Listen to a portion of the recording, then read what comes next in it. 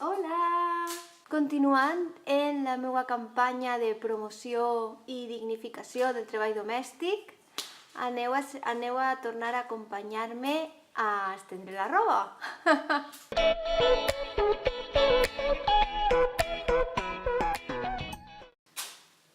Jo crec que la millor forma és pues això, donar-li visibilitat, que no sigui una cosa que se fa en la intimitat i ja està.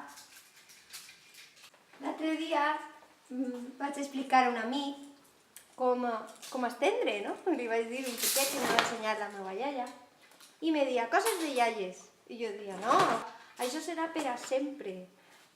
Jo no tinc secadora i al principi d'independitzar-me sí que intentava planxar, però al veure que se m'acumulava la roba i tal, vaig deixar de fer-ho. Per tant, el que faig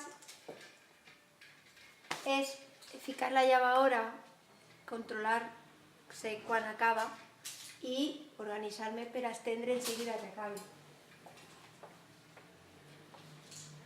D'esta manera, intento així. Això la meva iaia li dia esbatussar. Anem a guardar-les. La veritat és que el treball domèstic jo crec que és un treball dur, però fàcil. I si uno s'acostuma a fer-lo, deixa de ser tan dur.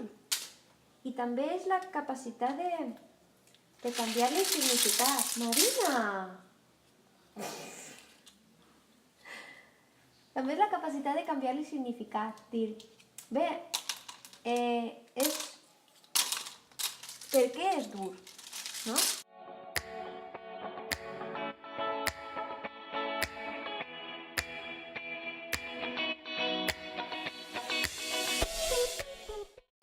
Gràcies per veure. Adéu.